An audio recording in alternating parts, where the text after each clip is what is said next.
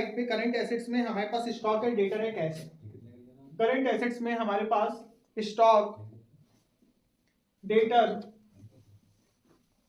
और कैश तीन आइटम दे रखे हैं। अगर मैं स्टॉक चेक करूं तो 2008 में 80,000 रुपीज का स्टॉक है, 2008 में 80,000 रुपीज का स्टॉक है और 2009 में 50,000 रुपीज का है। इसी तरह से डेटर 70,000 का है और 85,000 रुपीज का है। इसी तरह से कैश 1 लाख का है और 80,000 रुपीज का है। अब हम क्या करेंगे, करंट एसेट्स में अगर करंट ईयर में इंक्रीज हो रहा है तो इंक्रीज साइड लिखेंगे, डिक्रीज हो रहा है तो डिक्रीज साइड लिखेंगे। इंक्रीज देखें तो यहाँ पे स्टॉक में 30,000 रुपीज का डिक्रीज हो रहा है, डेटर में देखें तो 15,000 रुपए का इंक्रीज हो रहा है, कैश में देखें तो 20,000 रुपए का डिक्रीज हो रहा है। करंट एसेट्स में इन्वेस्टमेंट होने के बाद अब हम क्या करेंगे, करंट लायबिलिटीज में आएंगे। करंट लायबिलिटीज में हमारे पास खाली करंट लायबिलिटी के नाम पे खाली क्रेडिटर दे रखे हैं, इसका टोटल भी यहाँ पे कर सकते हैं 2,15,000 रुपीज और 2,50,000 रुपीज। ठीक है, अगर मैं क्रेडिटर की बात करूं तो यहाँ क्रेडिटर 1 लाख और 70,000 रुपीज के दे रखे हैं। क्रेडिटर्स में क्या रहता है, यानी कि करंट लायबिलिटीज में क्या रहता है, अगर करंट लायबिलिटीज इंक्रीज होती है तो डिक्रीज वाली साइड लिखते हैं, डिक्रीज होती है तो इंक्रीज वाली साइड। यहाँ पे करंट लायबिलिटीज डिक्रीज हो रही है तो इंक्रीज वाली साइड लिखेंगे। बस इतना ही सा काम है। इसके बाद इसका टोटल कर लेंगे। टोटल चेक करें तो हमारे डिक्रीज साइड का ज्यादा आ रहा है, यहाँ पे 50,000 रुपीज आ रहा है डिक्रीज साइड का और इंक्रीज साइड का 35,000 आ रहा है। तो यहाँ पे decrease in working capital change आ रहा है, डिक्रीज इन 45,000 आ रही है, decrease in working capital change. ठीक है, गुड इवनिंग। नहीं बुक तो यार छोड़ के जाओ, मॉर्निंग में पढ़ाना होगा। तो यहाँ पे बचेगा 5,000 रुपीज का डिक्रीज। ठीक है, एक ये पॉइंट हमारा सॉल्व हो गया, decrease in working capital change आ गया। इसके बाद हम नेक्स्ट पॉइंट पे चलिए। नेक्स्ट पॉइंट हमारा क्या होता है, फंड फ्रॉम ऑपरेशन बनाना होता है। फंड फ्रॉम ऑपरेशन हम तभी मेंटेन करते हैं जब हमारे पास क्वेश्चन में एक तो प्रॉफिट में चेंजेस आ रहे हैं और दूसरे हमारे पास डेट वगैरह के काफी सारे नॉन कैश और नॉन ऑपरेटिंग एक्सपेंसेस दे रखे हों। यहाँ पर ऐसा कुछ दिया नहीं हुआ है। फंड फ्रॉम ऑपरेशन में अगर मैं चेक करूँ तो P&L में 20,000 से 30,000 का डिफरेंस हो रहा है, तो यही फंड फ्रॉम ऑपरेशन में, प्रॉफिट फ्रॉम ऑपरेशन में डिफरेंस आ जाएगा 10,000 रुपए का। ठीक है, तो यहाँ पे अगर मैं बात करूँ दूसरे पॉइंट की, जो फंड फ्रॉम ऑपरेशन या प्रॉफिट फ्रॉम ऑपरेशन आता है, फंड फ्रॉम ऑपरेशन, इसके लिए हमारे पास non cash non operating item ऐसा कुछ भी नहीं दे रखा, सिर्फ 2 साल के प्रॉफिट का डिफरेंस दे रखा है। ठीक है, नमस्ते। 2 साल के प्रॉफिट का डिफरेंस दे रखा है और 2 साल के प्रॉफिट को अगर मैं चेक करूं तो मेरा 2009 में जो प्रॉफिट आ रहा है वो आ रहा है 30,000 का और 2008 में 10,000 का, यानी कि 30,000 और 20,000 रुपीज का डिफरेंस निकल आएगा। तो यहाँ पे 10,000 रुपीज का मेरा प्रॉफिट आ जाएगा और प्रॉफिट फ्रॉम ऑपरेशन जो फंड फ्रॉम ऑपरेशन है 10,000 हो जाएगा। ये दोनों पॉइंट बनने के बाद मैं सबसे पहले बनाऊंगा फंड फ्लो स्टेटमेंट, जो एक्चुअल में चैप्टर का भी नाम है, जो हमें फाइनली बनाना है, fund flow statement. Fund flow statement बनाते समय हम क्या करते हैं, लिखते हैं सोर्सेस, कहां से पैसा आ रहा है, ठीक है, और एप्लीकेशन, कहां पे पैसा जा रहा है।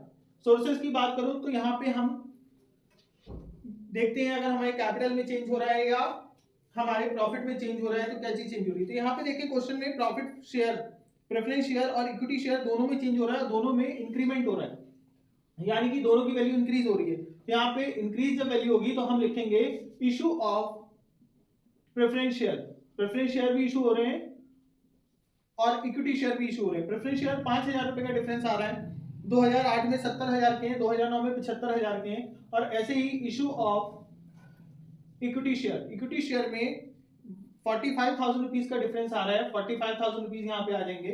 जब ये दोनों पॉइंट आ जाएंगे इसके बाद अगला पॉइंट आएगा प्रॉफिट फ्रॉम ऑपरेशन, और प्रॉफिट फ्रॉम ऑपरेशन हमारा क्वेश्चन में, प्रॉफिट फ्रॉम ऑपरेशन,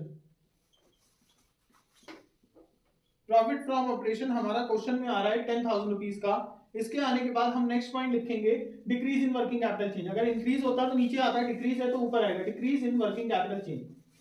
तो decrease in working capital change हमारा आएगा, कैपिटल चेंज हमारा आ रहा है यहाँ पे 5,000 रुपीज का। हम इन सब का टोटल कर लेंगे और टोटल 55, 560 और 65,000 रुपीज का टोटल आएगा हमारा सोर्सेज का। फंड फ्लो स्टेटमेंट बनाने का एक ये भी बेनिफिट होता है कि जो सोर्सेज का टोटल होता है वही हमारा एप्लीकेशन या उसको हम यूजेस भी कह सकते हैं उसका टोटल आता है। तो अगर हम यूजेस की बात करें, यूजेस के नाम पे हमारे पास क्वेश्चन में हमें एसेट्स चेक करनी होगी। प्लांट एंड मशीनरी 50,000 से 60,000 की हो रही है और फर्नीचर 20,000 से 75,000 का। तो सबसे पहले प्लांट एंड मशीनरी की हम बात करें, प्लांट एंड मशीनरी में हमारा डिफरेंस आ रहा है यहाँ पे 10,000 रुपीज का, और फर्नीचर में हमारा डिफरेंस आ रहा है 55,000 रुपीज का दोनों साल में। इसका जब टोटल कर लेंगे तो ये भी 65,000 आ रहा है। ये क्वेश्चन कंप्लीट हो गया। ये सर कॉस्ट अकाउंटिंग में आ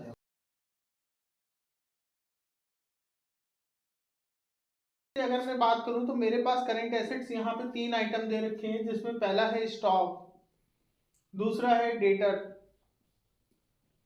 और तीसरा है कैश। स्टॉक की बात करूं तो यहाँ पे स्टॉक 8,000 रुपीज का है 2008 में, 2009 में ये घटकर 6,000 का हो गया है। तो यहाँ पे अगर एसेट्स घटती है करंट एसेट्स तो ये डिक्रीज में हम लिखते हैं 2,000 रुपीज। इसी तरह से जब मैं डेटर की बात करूं तो 17,500 रुपए से बढ़ के 20,500 रुपए हो गए, यानी कि यहाँ पे हमारा इंक्रीज हो रहा है 3,000 रुपीज का। सर एक क्वेश्चन पूछना था, कोई भी एसेट अगर हम सेल करते हैं, मान लीजिए हाँ। अभी हमने 30,000 की खरीदी, एक साल बाद हम उसे 30,000 से मतलब ज्यादा में बेच सकते हैं, उसमें हम डेप आपकी इच्छा है, जैसे बिक जाए, ज्यादा में बिकी तो प्रॉफिट, कम में बिकी तो डेप माइनस करके जो बचा वो लॉस। अच्छा ठीक है। तो कैश की बात करें, कैश यहाँ पे 4,000 रुपीज का है और नेक्स्ट में 9,000 रुपीज का है, तो यहाँ पे भी आपका 5,000 का इंक्रीज आ रहा है। करंट एसेट्स का आप टोटल कर लोगे, इसके बाद करंट लायबिलिटीज पे आ जाओगे। करंट लायबिलिटी के नाम पे आपके पास खाली क्रेडिटर दे रखा है, क्योंकि मॉर्गेज जो है लॉन्ग टर्म डेप्ट की तरह ट्रीट होता है। तो क्रेडिटर जो दे रखे हैं, इस क्रेडिटर में 9,000 रुपीज के 2008 में दे रखे हैं और 5,000 के 2009 में दे रखे हैं। इसका भी हम डिफरेंस लेते हैं। एसेट्स में जब घटती है तो डिक्रीज में लिखते हैं, लायबिलिटी में जब घटती है तो इंक्रीज में लिखते हैं, यानी कि यहाँ पे 4,000 रुपीज आएंगे।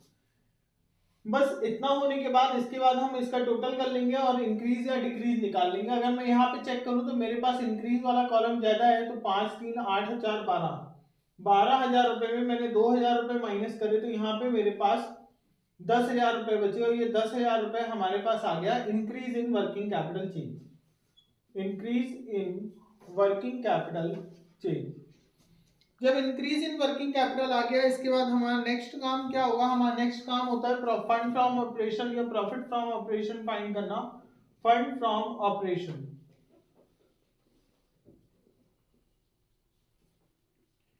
फंड फ्रॉम ऑपरेशन फाइंड करते समय हमें क्या देखना होता है? अगर हमारे पास additional non cash non operating items हैं, डेप है, रिजर्व है, गुडविल राइट ऑफ हो रही है, वो सारे आइटम यहाँ पे देखे जाते हैं।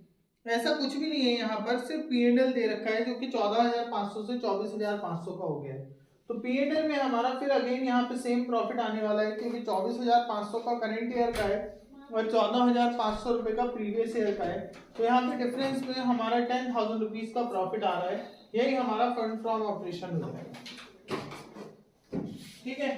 फंड फ्रॉम ऑपरेशन होने के बाद हमारा अगला काम होता है फंड फ्लो स्टेटमेंट बनाना। फंड फ्लो स्टेटमेंट बनाते समय हम फिर ये ध्यान रखेंगे कि हमारे पास सोर्सेज क्या है, कहां से पैसा आ रहा है, और यूजेस क्या है, और इसके एसेट्स और लायबिलिटी दोनों कॉलम इक्वल होते हैं।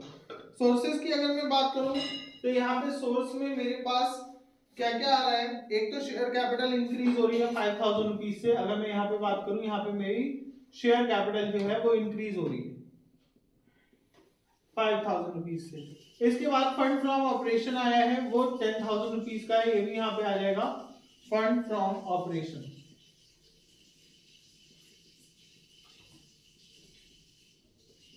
यहाँ पे 10,000 रुपीज का आ रहा है। इसके बाद अगर मैं मॉर्गेज की बात करूं तो मॉर्गेज मेरे जो लोन आया है वो भी यहाँ पे 5,000 रुपीज का आया है। इस तरह से इन तीनों का टोटल मेरा 20,000 रुपीज हो रहा है। इस 20,000 रुपीज में से जब मैं यूजेस की बात करूंगा तो यूजेस में एक तो मेरा परचेज ऑफ प्लांट आएगा, परचेज ऑफ प्लांट, जो कि मेरे पास क्वेश्चन में 10,000 रुपीज का डिफरेंस दे रखा है, और जो increase in working capital change आता है वो हमारा यूजेस में आता है। तो यहाँ पे increase in working capital change भी आएगा, जो कि 10,000 रुपीज का आ रहा है।